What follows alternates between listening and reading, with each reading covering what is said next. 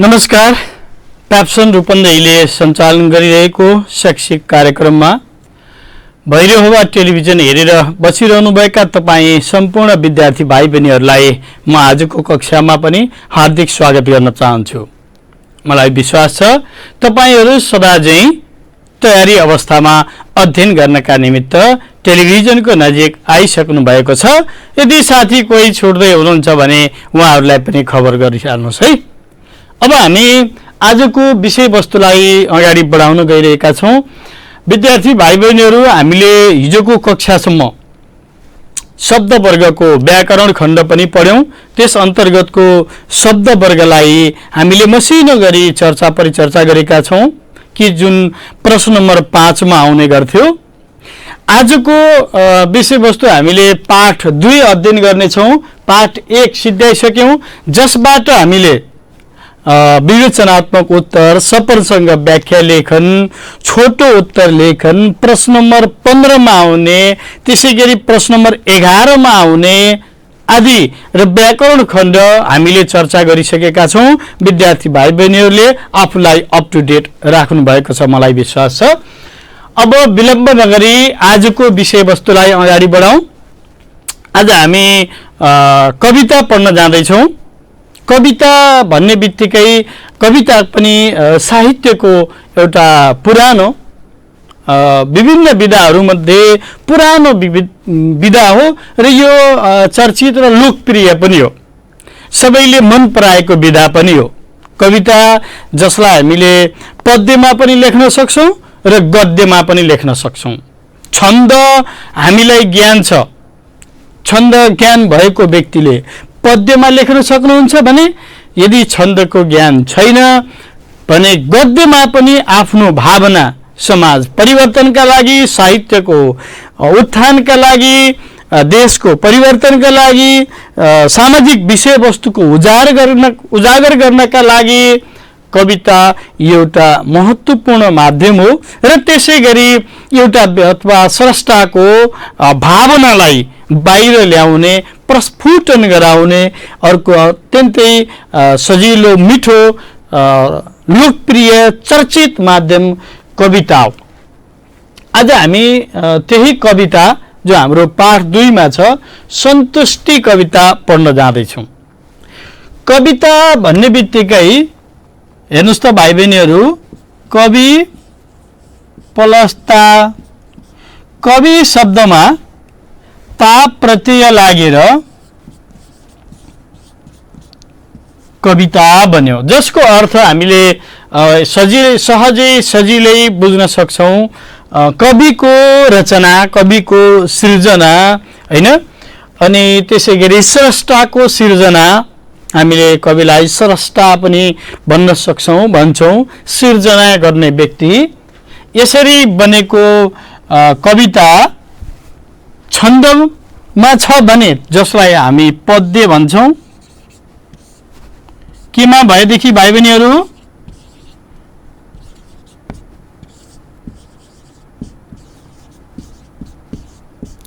छन्दमा यदि छ भने त्यसलाई हामी पद्य कविता भन्छौं। सप्रसंग व्याख्यामा हामीलाई चाहिन्छ नि प्रस्तुत पद्यांश, प्रस्तुत कवितांश। हामी छन्दमा यदि लेखिएको छ भने पद्य भन्छौं भने, यदि गद्यमा लेखिएको छ, छन्द विमुख भएको, छन्द नभएको, छन्द भङ्ग भएको, हैन? विद्यार्थी भाइ बहिनीहरूलाई थाहा छ थुप्रै छन्दहरू छन्। तपाईहरूले पढ्ने शार्दूल विक्रीडित छन्द, हैन? मन्दा क्रान्ता छन्द। त्यसैगरी अब आज हामीले पढ्ने कविता यो सन्तुष्टि कविता अनुष्टुप छन्दबाट लिएको छ। आज हामी अनुष्टुप छन्दमा लेखिएको यो कविताको केही शब्दार्थ र सँगसँगै यो कविताको लयबोध कसरी पढ्ने, त्यसैगरी हामीले भावबोध सम्बन्धी केही चर्चा गर्नेछौं। यो कविता गद्यमा लेखिएको होइन, केमा लेखिएको त? पद्यमा। यो पद्यमा लेखिएको कविता हो। पद्यमा लेखिएको हुनाले यहाँ छन्द छ। छन्दमा अलङ्कार चाहिन्छ, अन्त्यानुप्रासको आवश्यकता पर्दछ हैन। त्यसैले आज हामीले यो सन्तुष्टि कविता अनुष्टुप छन्दमा लेखिएको सन्तुष्टि कविता अब पढ्नुभन्दा अगाडि मैले कविताको बारेमा थोरै परिचय गराएँ तपाईलाई। त्यसपछि यो कविताका लेखक को हुन् त, हामीले कविताका लेखकको बारेमा पनि जानकारी राख्नुपर्छ। विवेचनात्मक उत्तरमा त्यसैगरी सप्रसङ्ग व्याख्यामा तपाईलाई विशेष आवश्यकता पर्दछ। विद्यार्थी भाइ बहिनीहरूले सँगसँगै म सँगसँगै यहाँ लेखिएका यहाँ भनिएका केही महत्त्वपूर्ण कुराहरूलाई टिप्पणी पनि गर्नुहोला, तपाईलाई काम लाग्छ। सन्तुष्टि कविताका रचयिता कवि भरतराज पन्त हुन्। हेर्नुहोस् त, कवि भरतराज पन्त, जसको जन्म 1986 असार 30 गते भएको थियो। 1986 असार 30 गते जन्मिएका कवि भरतराज पन्तको साहित्य सिर्जनामा लाग्दा लाग्दै हैन, नेपाली साहित्यको उत्थानमा योगदान दिँदा दिँदै विक्रम सम्वत 2065 साल वैशाख 18 गते निधन हुन गयो। यो डेट पनि तपाईले टिप्नु होला। सन्तुष्टि कविताका लेखक भरतराज पन्तको जन्म विक्रम सम्वत 1986 असार 30 गते भएको थियो भने मृत्यु विक्रम सम्वत 2065 वैशाख 18 गते भएको थियो। अब थोरै भरतराज पन्तका विशेषता र उनका कृतिहरूका बारेमा हामी चर्चा गर्छौं। हामीलाई चाहिन्छ, उनले हुन त थुप्रै धेरै कृतिहरू लेखेका छन्, कति प्रकाशित भए, कति प्रकाशित हुन बाँकी नै रहे हैन, प्रकाशित हुन सकेनन् सबै कृतिहरू। तर पनि प्रकाशित भएका केही प्रतिनिधिमूलक कृतिहरू मात्रै मैले तपाईलाई चर्चा गर्नेछु। सबै कृतिहरू हामीले परीक्षाको दृष्टिकोणले विशेष गरी विद्यार्थी भाइ बहिनीहरू हामीले जानकारी राख्नु पर्दैन। सबै कृतिहरू उनलाई विशेष उनकै बारेमा अध्ययन गर्दाखेरि मात्रै हामीले उनका सबै कृति र सबै विशेषतालाई चर्चा गर्छौं। हामीलाई चाहिने आवश्यक र परीक्षाको दृष्टिकोणले पनि आवश्यक कुराहरूलाई मात्रै समेट्नेछौँ। त्यसैले उनका प्रतिनिधिमूलक कृतिहरू जो तपाईलाई चाहिन्छ ती प्रतिनिधिमूलक कृतिहरू मात्रै मैले यहाँ टिप्पणी गरेको छु, तपाईलाई बताउने छु। एउटा नमस्कार कविता, यो कविता कविता संग्रह हो। नमस्कार भन्ने कविताहरूको धेरै थुप्रै कविताहरूको एउटा संग्रह पुस्तक बनेको, किताब बनेको, जसको नाम नमस्कार हो। हेर्नुस् है, जसको शीर्षक के राखिएको छ, किताबको पुस्तकको नाम नमस्कार राखिएको छ। त्यसभित्र थुप्रै कविताहरू छन्। त्यही नमस्कार कविता संग्रहको एउटा कविता हो यो सन्तुष्टि। हेर्नुहोस् है विद्यार्थी भाइ बहिनीहरू, नमस्कार कविता संग्रहमा यो संग्रहित छ। त्यस्तै उनको अर्को कविता संग्रह हो जुनकिरी कविता संग्रह। उनका थुप्रै कविता संग्रह छन्। त्यसैगरी खण्डकाव्यहरू पनि, अन्य खण्डकाव्यहरू पनि प्रकाशित छन्। हामीले त्यसलाई जोड्दैनौं। जुनकिरी कविता संग्रह, त्यसैगरी उर्लेको आँसु खण्डकाव्य। हेर्दै हुनुहुन्छ नि विद्यार्थी भाइ बहिनीहरू, र सँगसँगै तपाईले आफ्नो कपीमा पनि टिप्पणी गर्नु होला। यो हामीलाई चाहिन्छ नै, चाहिने कुरालाई मात्रै यहाँ मैले तपाईलाई देखाउन खोजिरहेको छु, सिकाउन खोजिरहेको छु, बताउन खोजिरहेको छु। त्यसैगरी दोभान महाकाव्य, अन्य खण्डकाव्यहरू हुँदा हुँदै पनि यहाँ मैले उदाहरण अथवा प्रतिनिधिमूलक खण्डकाव्यको रूपमा उर्लेको आँसुलाई लिएको हुनाले अन्यको मैले लिएको छैन है। दोभान महाकाव्य पनि उनको प्रकाशित कृति अन्तर्गत पर्दछ। उनका सबै कृतिहरू चर्चित नै छन्, पाठकले मन पराएका।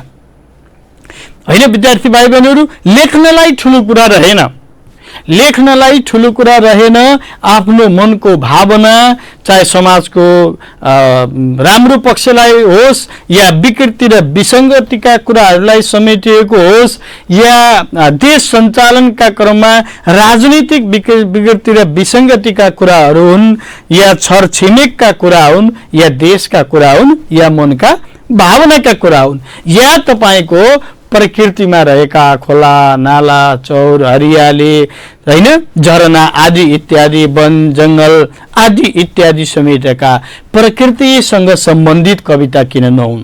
तिनीहरू भावना मात्रै भएर भएन, पाठकले मन पराउनु पर्यो, पाठकले पढ्न लायक कविता बन्नु पर्यो।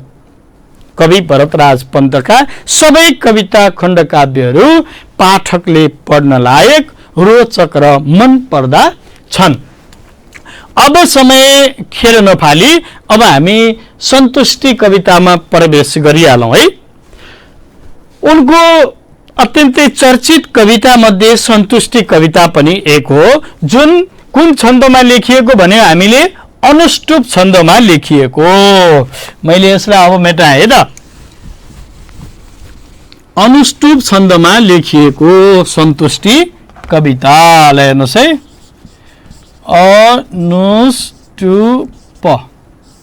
अनुष्टुप छन्दमा लेखिएको सन्तुष्टि कविता।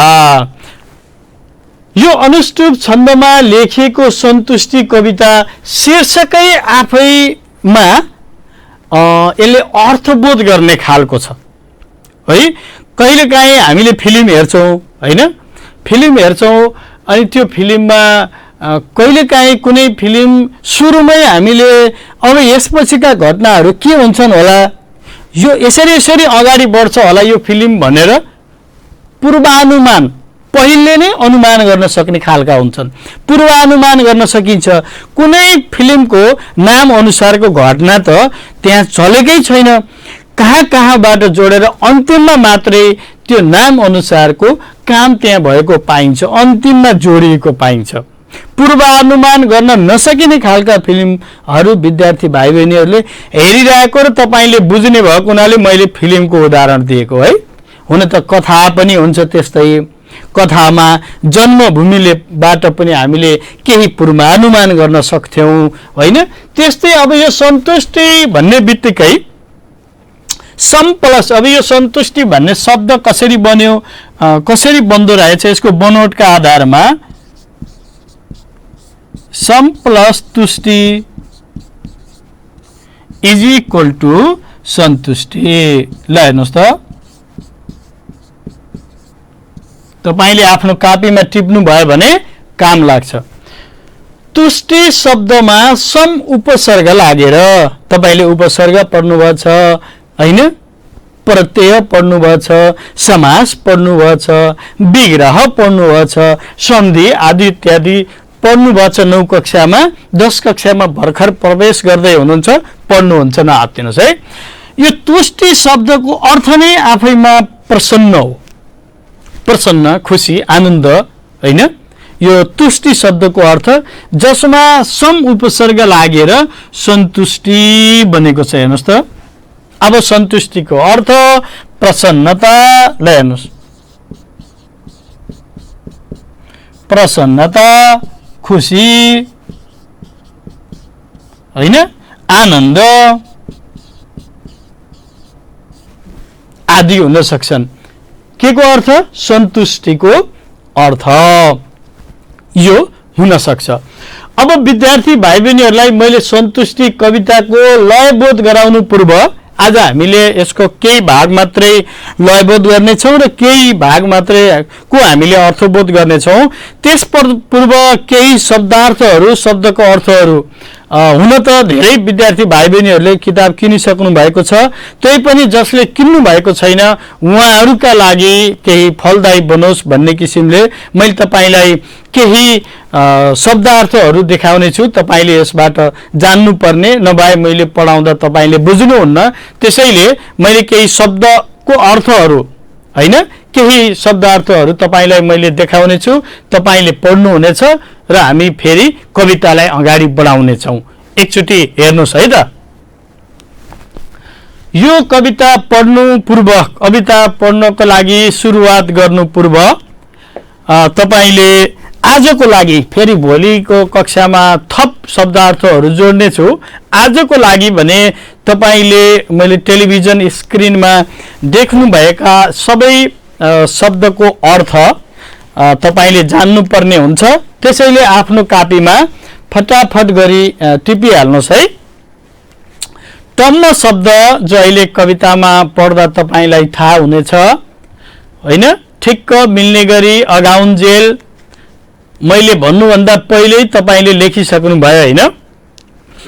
गम्म शब्द भन्ने बित्तिकै कुनै वस्तु पूरा भएको अवस्था, तन्न आफूलाई पूरा भएको, ओत्न, काम पानी आदिबाट जोगाउने गरी छोप्न, मग्न मस्त कुनै विषय वा चिन्तनमा डुबेको, तल्लीन भएको है। सीमा, सिमाना, साध, विलास, सुख सहेल, मोज मज्जा। हेर्नुहोस् त, मिजाज कस्तो राम्रो बानी बेहोरा भएको रहेछ, कस्तो मिजाजिलो रहेछ भन्ने यही हो। मिजाज वचन, बोली वचन, शिष्टाचार, शिष्ट आचार गर्ने व्यक्ति। इलमी, रोजगारमा लागेको, व्यवसायी, उद्यमी, सञ्चिता, जोगाउने काम, लान्छना, दोष, निन्दा। तपाईले शब्दार्थहरू केही उदाहरण हेर्नुभयो, त्यसबाट आज पढ्ने विषय वस्तुमा यी शब्दहरू आउनेछन् आजको कवितामा। त्यसैले हामीले त्यो शब्दार्थको पनि केही अर्थबोध गर्ने प्रयास गर्यौं। अब भने म तपाईलाई कविताको लयबोध, यो कविताको लयबोध कस्तो लयमा पढ्ने, यो छन्द कविता हो। छन्द कविताको लय हुन्छ, लयमा गाइन्छ, जसको फेरि सुरिलो भाका छ त्यो लय मिठो हुन्छ। अब सुरिलो भाका नभएको खण्डमा पक्कै पनि त्यो लय मिठो नहोला, तर पढ्ने प्राविधिक तरिका भने तपाईले सिक्न जरुरी छ। तपाईको सुरिलो भाका छ भने मिठो गरी तपाईले गाउन सक्नुहुन्छ। त्यसैले मैले तपाईलाई सबैभन्दा पहिला यो कविता को पहिलो श्लोक मैले यहाँ देखाउने छु तपाईलाई। त्यसपछि त्यसको कविता पढ्ने तरिका पनि थोरै बताउने छु। खाने त एक पेटै हो,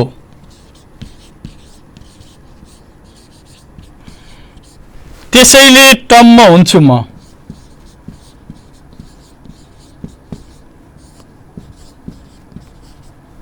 त्यसैले टम्म आफ्नो कवितामा, कपीमा पनि उतार्नुहोस्, तपाईलाई काम लाग्छ।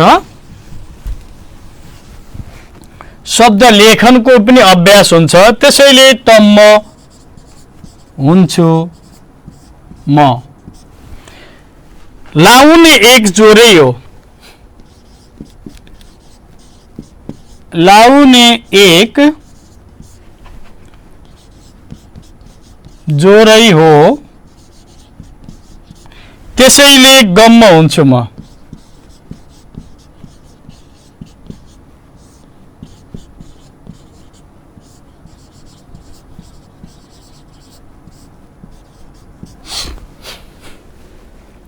हेर्नुस् त, खाने त एक पेटै हो, त्यसैले टम्म हुन्छु म। लाउने एक जोरै हो, त्यसैले गम्म हुन्छु म।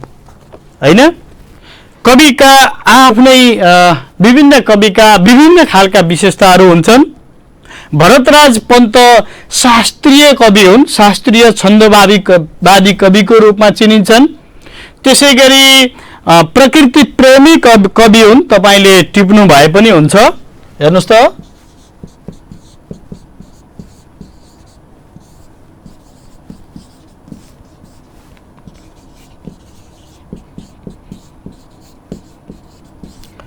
शास्त्रीय कवि, प्रकृति प्रेमी कवि। मैले अघि नै भने तपाईलाई कि भाव मात्रै निस्केर भएन, पाठकलाई मन पर्ने अथवा रोचक पनि हुनुपर्ने।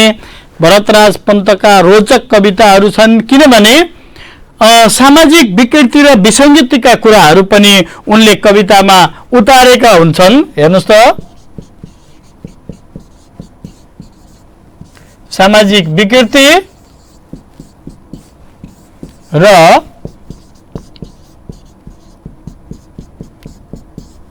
विसङ्गतिलाई पनि आफ्नो कवितामा उतार्ने कवि भनेर हामीले चिन्न सक्छौं हैन। त्यसैगरी मानवतावादी कवि पनि भन्न सक्छौं। मानवतावादी कविको रूपमा पनि चिनिन्छ, उनी मानवतावादी कवि हुन्। जसरी हामीले लक्ष्मीप्रसाद देवकोटालाई स्वच्छन्दतावादी प्रकृति प्रेमी कवि हैन, स्वच्छन्द भएर उनले आफ्नो कविता लेख्थे, आँसु कवि भनेर चिन्न सक्थ्यौं हामीले। त्यसैले हामीले भरतराज पन्तलाई शास्त्रीय कवि, प्रकृति प्रेमी कवि, सामाजिक विकृति र विसङ्गतिलाई आफ्नो कवितामा उजागर गर्ने कवि, मानवतावादी कवि भनेर हामीले उनलाई चिन्न सक्छौं। उनका विशेषताहरू पर्दछन्। हेर्नुस् त, अब हाम्रो यो सन्तुष्टि कविता शीर्षकले केही अर्थबोध गराउन खोजिरहेको छ। सम प्लस तुष्टि, मैले पहिले भनिसके तपाईलाई। तुष्टि भनेकै प्रसन्न, खुसी र आनन्द, सन्तुष्टि भनेकै प्रसन्नता, आनन्द। आनन्द भन्ने शब्द सुन्ने बित्तिकै हामीले कति तनावका कुराहरू होइन, हामीमा आएका कति नकारात्मक भावनाहरूलाई हामी यतिकै हटाइरहेका हुन्छौँ। आनन्दताको त्यो शब्द सुन्ने बित्तिकै होइन, धैर्यताको शब्द सुन्ने बित्तिकै हामीलाई अधैर्य हुनुका ती अवगुणहरू हामीले यत्तिकै हटाइरहेका हुन्छौँ। अब सन्तुष्टि हेर्नुहोस् त, कविले यहाँ भन्न खोजेका छन् हामीले प्राप्त गरेका कुराहरू, हामीले जे प्राप्त गर्छौँ फेरि यत्तिकै मेहनत नगर्ने अनि जे पायो जे आयो त्यसैमा ठिकै छ हैन। अब 9 कक्षा पास गर्दै गर्दा सेकेन्ड डिभिजन अथवा बी आयो मानम, ठिकै छ नि त, सबैजनाले ए प्लस त ल्याउने होइन भनेर सन्तुष्ट प्राप्त गर्न खोज्नु भयो भने त्यो विद्यार्थीमा हुनुपर्ने गुण होइन, छैन है। त्यहाँ मान्छे आफैमा महत्त्वकांक्षी हुनुपर्छ। जुन व्यक्ति महत्त्वकांक्षी छैन नि त्यसले प्रगति गर्न सक्दैन, उन्नति गर्न सक्दैन। आज विश्व कहाँबाट कहाँ पुगिसक्यो, अथवा हिजो मानवको इतिहास कहाँ थियो, आज मानव इतिहास कहाँ पुगिसक्यो, कुन ठाउँमा पुगिसक्यो, त्यो के कारणले? मान्छेमा रहेको एक किसिमको महत्त्वकांक्षी प्रवृत्तिले। नयाँ नयाँ कुरा खोज गर्ने, नयाँ नयाँ कुरा पत्ता लगाउने होइन। आज धरतीमा मात्रै होइन, चन्द्रमामा समेत बस्ती बसाउने त्यो चाहना, महत्त्वकांक्षी भावना, त्यो महत्त्वकांक्षा यदि मानवमा नउब्जिएको भए आज त्यो अवस्था हुने थिएन। त्यसैले हामीले मेहनत गर्दा गर्दै, हामीले परिश्रम गर्दा गर्दै, अथक प्रयास गर्दा गर्दै प्राप्त परिणामबाट सन्तुष्ट हुन सिक्नु पर्छ, आनन्द लिन सक्नु पर्छ, खुसी हुन सक्नु पर्छ, त्यो सिक्नु पनि पर्छ। कविको मुख्य आशय यही हो। अब हामी कविताको यसलाई लय कसरी पढ्ने भन्ने कुरा जाउँ है त। अनुष्टुप छन्दमा 16 अक्षर रहन्छन् र जसलाई 8-8 अक्षरको 4 पाउबाट बन्ने भन्ने हुन्छ। 8-8 अक्षरको 4 पाउ। ल हेर्नुहोस् त, यहाँदेखि यहाँसम्म, यहाँदेखि यहाँसम्म 8वटा अक्षर छन्। 1 2 3 4 5 6 7 8। अब यसको 4 पाउ भनेको यसको आधा हो। फेरि 8 अक्षरका 4 पाउ, 4 अक्षरको 1 पाउ। जसरी 1 किलोमा होइन 1000 ग्राम हुन्छ, 250 ग्रामलाई हामी के भन्छौँ? 1 पाउ भन्छौँ होइन। यहाँ पनि छन्दमा पनि अक्षरको 8 अक्षर 16 अक्षरको मान्नुस् पुरा किलो भयो भने यो 4 पाउ, 1 पाउ 2 पाउ 3 पाउ 4 पाउ मानेर जाने। हामीले यो वाचन गर्दा पढ्दै गर्दाखेरि हामीले 8 अक्षर, प्रत्येक 8 अक्षरमा विश्राम लिनुपर्ने हुन्छ। केही समयका लागि रोकिहाल्नु पर्ने होइन, केही समय हामीले विश्राम लिनुपर्ने हुन्छ। त्यसो भए यो कविता कसरी पढ्ने मसँगै तपाईले पनि पढ्न सक्नुहुन्छ। एकचोटि सुन्नुस् है त। खाने त एक पेटै हो, खाने त एक पेटै हो, त्यसैले गम्म हुन्छु म। लाउने एक जोरै हो, त्यसैले गम्म हुन्छु म। हेर्नुहोस् है त फेरि। खाने त एक पेटै हो, त्यसैले टम्म हुन्छु म। लाउने एक जोरै हो, त्यसैले गम्म हुन्छु म। मैले के गरेँ, यहाँ केही समय विश्राम लिए। अब तपाईले पनि आफ्नो स्वर अनुसारले, हैन, स्वर अनुसारले यो प्राविधिक कुरालाई नबिर्सेर यसरी पढ्नु भयो भने यो कवितालाई लय मिलाएर पढेको भन्न सकिन्छ। सकेसम्म पद्य कवितालाई लय मिलाएर पढ्नुपर्छ। अब मैले तपाईलाई टेलिभिजनको स्क्रिनमा यो कविता देखाउने छु। त्यसलाई हामीले पहिला लयबोध गर्नेछौँ। समय रह्यो भने हामी अर्थबोधतर्फ लागौँला, अन्यथा हामी आज लयबोध गर्नेछौँ पहिला, होइन? ल, म पनि पढ्दैछु, तपाईँ पनि मसँगै पढ्नुहोला है त। खाने त एक पेटै हो, त्यसैले टम्म हुन्छु म। लाउने एक जोरै हो, त्यसैले गम्म हुन्छु म। जमिन 3 हातैको सुत्नलाई प्रशस्त छ। घाम पानी सके ओतन झोपडी मग्न मस्त छ।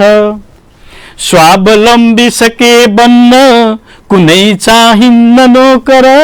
सर्वत्र जागरै तातोस् कसले लाउने कर। सीमा विलासको छैन, स्वाद छैन गिलासको। खाँचो छ एउटै मात्र, मित्रताको मिजासको। समिति घुस अन्याय चाहन्न म धनी हुन। आँखा छली परीक्षामा चाहन्न इलमी हुन। आजलाई लयबोधका निमित्त हामी यति कविता मात्रै गरौँ।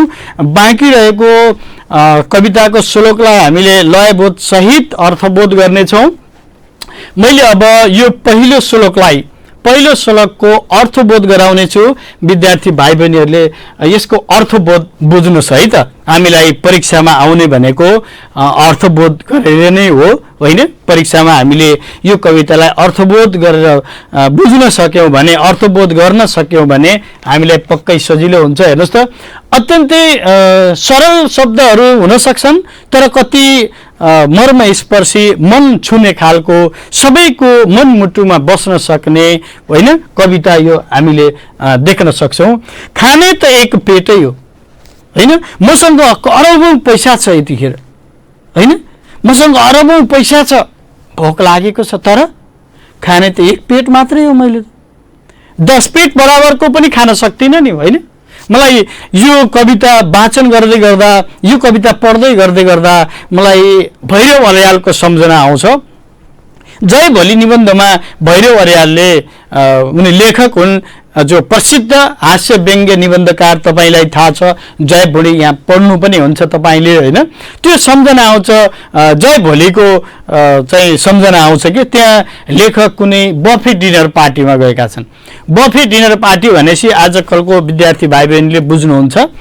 बफे डिनर पार्टीमा एकजना अर्धवैश्य मान्छे, होइन, राम्रै हट्टाकट्टा ठिकै हुनुहुन्छ मान्छे, तर उहाँको त्यो प्लेट हेर्दाखेरि चाहिँ लेखक छक्क पर्नु भएछ कि, छक्क पर्नु भएछ। अनि लेखकले, होइन, खसखस जाग्यो नि त। अरे बाफरे, त्यो खाना कति हो? त्यहाँ मासु, त्यहाँ फ्राई होला, चिकन फ्राई होला, मटन करी होला, फिस फ्राई होला, अब के हो, होइन? त्यो भाग देखेर उहाँ चाहिँ नि दङ्ग पर्नु भएछ। खसखस लागेर सोधिहाल्नु भयो, होइन, यतिका धेरै खाँदा बिरामी हुँदैन, पेट गडबड हुँदैन? नै भयो, भोलि दबाई खाउँला।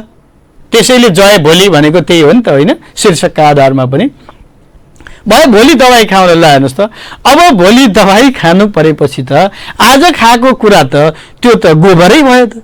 हामीलाई भिटामिनको हिसाबले, हामीलाई चाहिने तत्त्वका हिसाबले त थोरैबाट पनि प्राप्त गर्न सक्छौँ, तर त्यो व्यक्तिले प्राप्त गरेको अथवा लिएको त्यो भागबाट त्यो भोलि त गोबर नै परिणत हुने हो धेरै कुरा त। त्यसमा पनि बिरामी बनाएर भोलि दबाई खानुपर्ने, हेर्नुहोस् त अब मान्छेको सोच। त्यसैले जे जस्तो भए पनि हामीले प्राप्त गर्ने अथवा हामीले खाने त एक पेटै हो, जति धेरै भए पनि। त्यसैले हामीमा असन्तुष्टि सकेसम्म आउन दिनु हुँदैन। जति धेरै भए पनि हामीले खाने एक पेट हो, त्यसैमा टम्म हुन्छु म। त्यसैले हामी टम्म भइन्छ, अगाडि चाहिँ मस्त भइन्छ, होइन?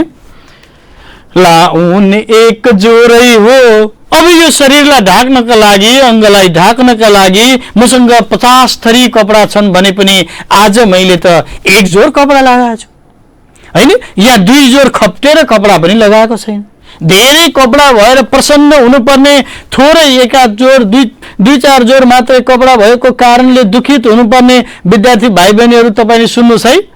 दसैँमा नयाँ कपडा चाहियो, तिहारमा तपाईँलाई नयाँ कपडा चाहियो, त्यसपछि विद्यालयले आयोजना गर्यो कुनै पिकनिक टुर, शैक्षिक भ्रमण, हरेक प्रत्येकचोटि नयाँ कुरा तपाईँले डिमान्ड गर्न सक्नुहुन्छ अथवा तपाईँले डिमान्ड गर्दै हुनुहुन्छ भने हामी कहीँ कतै चुकिरहेका छौँ। किनभने हामीलाई एक जोरले लगाउन पुगेकै छ। सामान्य हामीले शरीर ढाक्ने न हो, होइन? हाम्रो लक्ष्मीप्रसाद देवकोटाले के भन्नुभएको छ? नयाँ किताब किन, पुरानो कोट लगाऊ, तर धोएर सफा गरेर लगाऊ। फाट्यो भने पनि टालो लगाएर लगाऊ, टालो हालेर लगाऊ, तर फोहोर नलगाऊ, होइन? किताब चाहिँ नयाँ किन्न। त्यही हो विद्यार्थी भाइ बहिनीहरूलाई मैले यसमा जोड्न चाहेँ।